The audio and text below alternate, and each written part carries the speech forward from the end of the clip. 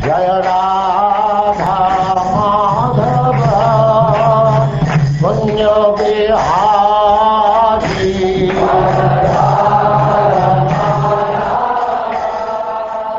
And now chapter 15, the killing of Dhenuka, the ass demon.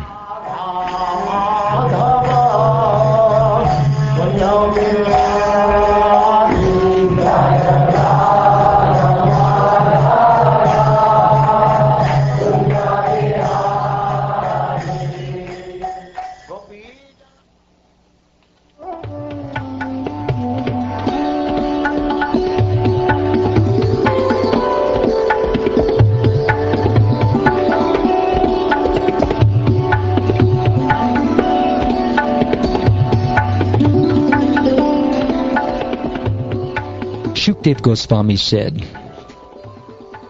when Lord Ram and Lord Krishna attained the age of Poganda, that is 6 to 10, while living in Vrindavan, the cowherd men allowed them to take up the task of tending the cows. Engaging thus in the company of their friends, the two boys rendered the land of Vrindavan most auspicious by imprinting upon it the marks of their lotus feet.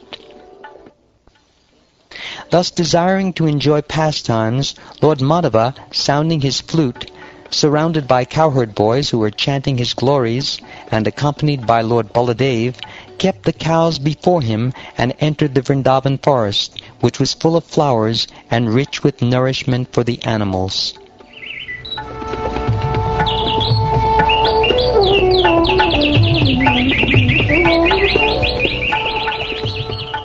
The Supreme Personality of Godhead looked over that forest, which resounded with the charming sounds of bees, animals, and birds, and which was enhanced by a lake, whose clear water resembled the minds of great souls, and by a breeze carrying the fragrance of 100-petaled lotuses. Seeing all this, Lord Krishna decided to enjoy the auspicious atmosphere. The primeval Lord saw that the stately trees, with their beautiful reddish buds and their heavy burden of fruits and flowers, were bending down to touch his feet with the tips of their branches. Thus he smiled gently and addressed his elder brother.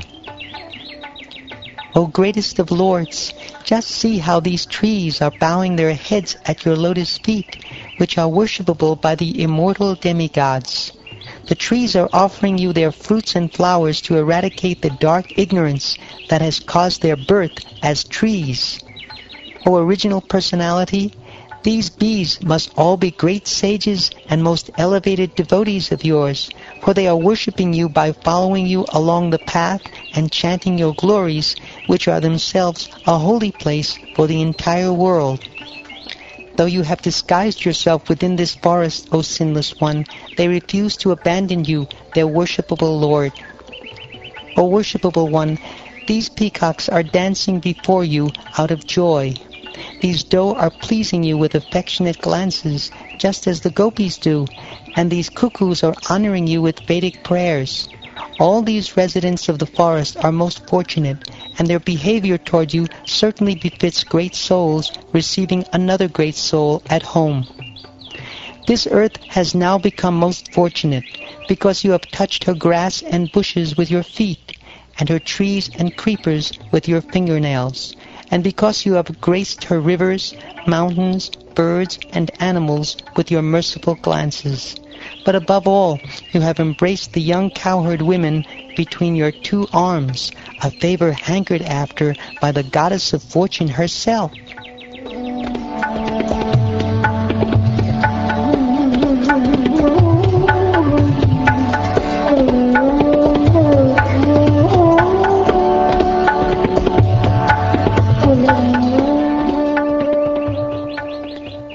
Thus expressing his satisfaction with the beautiful forest of Vrindavan and its inhabitants, Lord Krishna enjoyed tending the cows and other animals with his friends on the banks of the river Yamuna below Govardhan Hill. Sometimes the honeybees in Vrindavan became so mad with ecstasy that they closed their eyes and began to sing. Lord Krishna, moving along the forest path with his cowherd boyfriends and Baladev, would then respond to the bees by imitating their singing while his friends sang about his pastimes. Sometimes Lord Krishna would imitate the chattering of a parrot, sometimes with a sweet voice the call of a cuckoo, and sometimes the cooing of swans. Sometimes he vigorously imitated the dancing of a peacock, making his cowherd boyfriends laugh. Sometimes, with a voice as deep as the rumbling of clouds, he would call out with great affection the names of the animals who had wandered far from the herd, thus enchanting the cows and the cowherd boys.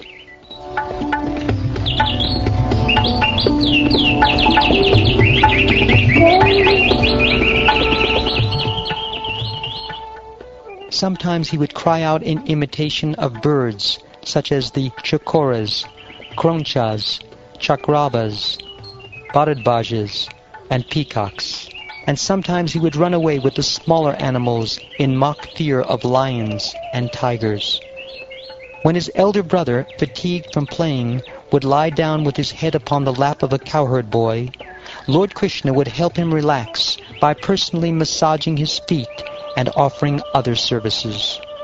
Sometimes, as the cowherd boys danced, sang, moved about, and playfully fought with each other, Krishna and Balaram, standing nearby hand in hand, would glorify their friends' activities and laugh.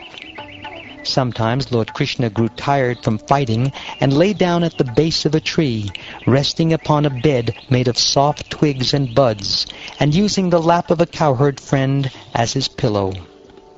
Some of the cowherd boys, who were all great souls, would then massage his lotus feet, and others, qualified by being free of all sin, would expertly fan the Supreme Lord.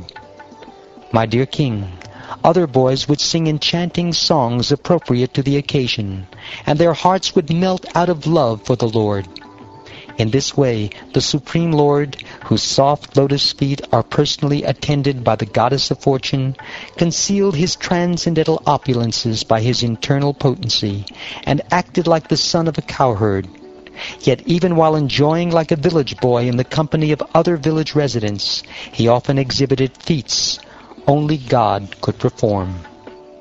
Once, some of the cowherd boys, Sri Dama, the very close friend of Ram and Krishna, along with Subal, Stoka Krishna, and others, lovingly spoke the following words.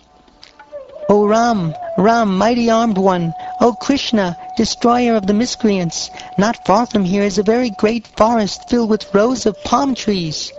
In that Talavan forest, many fruits are falling from the trees, and many are already lying on the ground, but all the fruits are being guarded by the evil Dhenuka. O Ram, O Krishna, Dhenuka is a most powerful demon and has assumed the form of an ass. He is surrounded by many friends who have assumed a similar shape and who are just as powerful as he. The demon Dhenuka has eaten men alive, and therefore all people and animals are terrified of going to the Tala forest. O killer of the enemy, even the birds are afraid to fly there. In the Tala forest are sweet-smelling fruits no one has ever tasted. Indeed, even now we can smell the fragrance of the Tala fruits spreading all about. O Krishna, please get those fruits for us. Our minds are so attracted by their aroma. Dear Balaram, our desire to have those fruits is very great. If you think it's a good idea, let's go to that forest.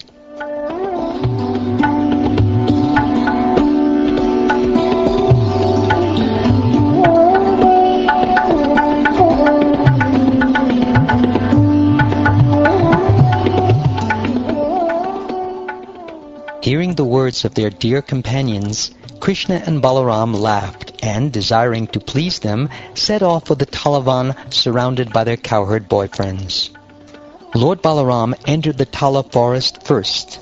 Then, with his two arms, he began forcefully shaking the trees with the power of a maddened elephant, causing the Tala fruits to fall to the ground.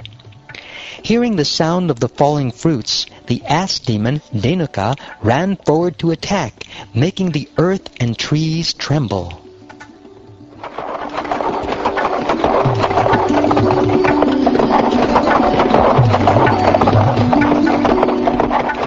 The powerful demon rushed up to Lord Baladev and sharply struck the Lord's chest with the hooves of his hind legs. Then Dhenuka began to run about, braying loudly.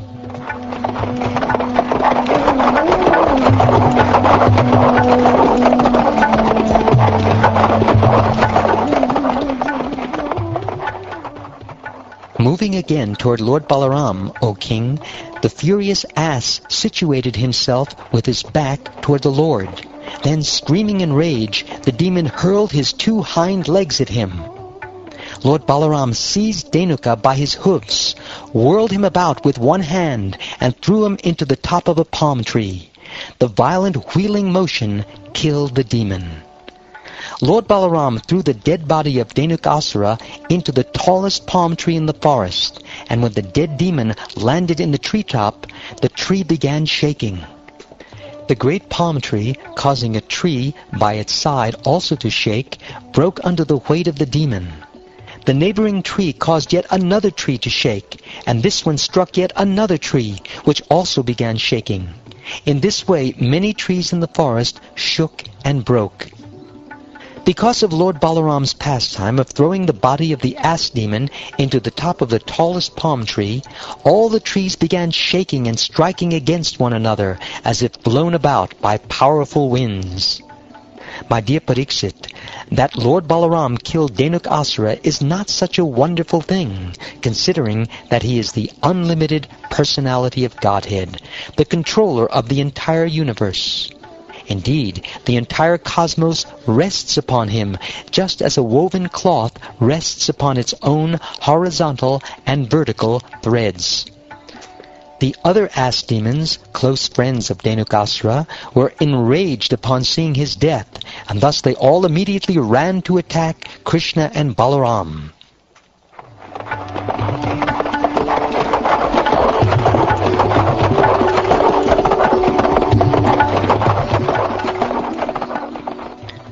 O king, as the demons attacked, Krishna and Balaram easily seized them one after another by their hind legs and threw them all into the tops of the palm trees.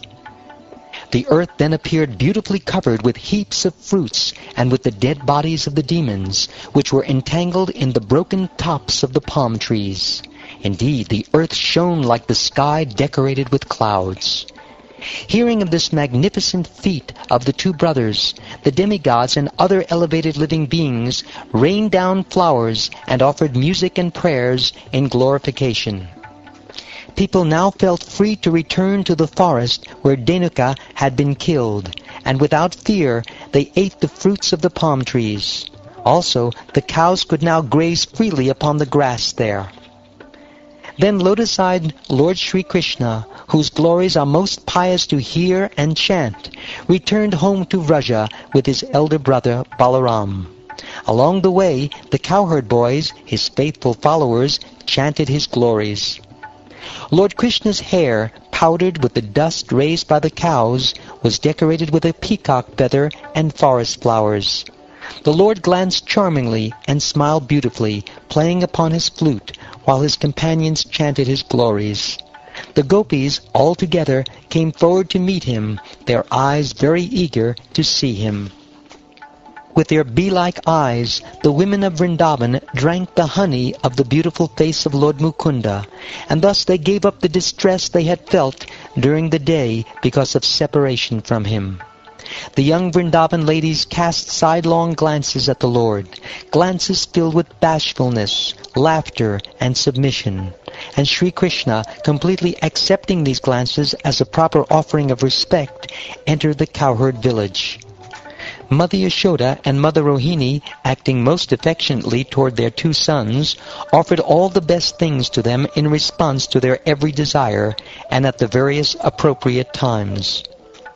By being bathed and massaged, the 2 young lords were relieved of the weariness caused by walking on the country roads.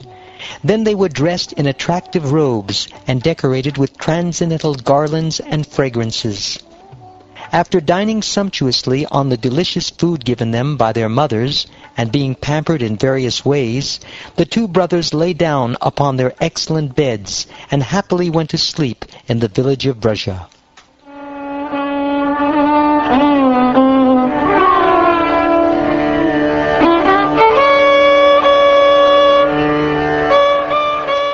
O king, the Supreme Lord Krishna thus wandered about the Vrindavan area, performing his pastimes. Once, surrounded by his boyfriends, he went without Balaram to the Yamuna river. At that time, the cows and cowherd boys were feeling acute distress from the glaring summer sun. Afflicted by thirst, they drank the water of the Yamuna river, but it had been contaminated with poison. As soon as they touched the poisoned water, all the cows and boys lost their consciousness by the divine power of the Lord, and fell lifeless at the water's edge. O hero of the Kurus, seeing them in such a condition, Lord Krishna, the master of all masters of mystic potency, felt compassion for these devotees, who had no lord other than him. Thus he immediately brought them back to life by showering his nectarian glance upon them. Regaining their full consciousness, the cows and boys stood up out of the water and began to look at one another in great astonishment. O king, the cowherd boys then considered that although they had drunk poison, and in fact had died, simply by the merciful glance of Govinda, they had regained their lives and stood up by their own strength.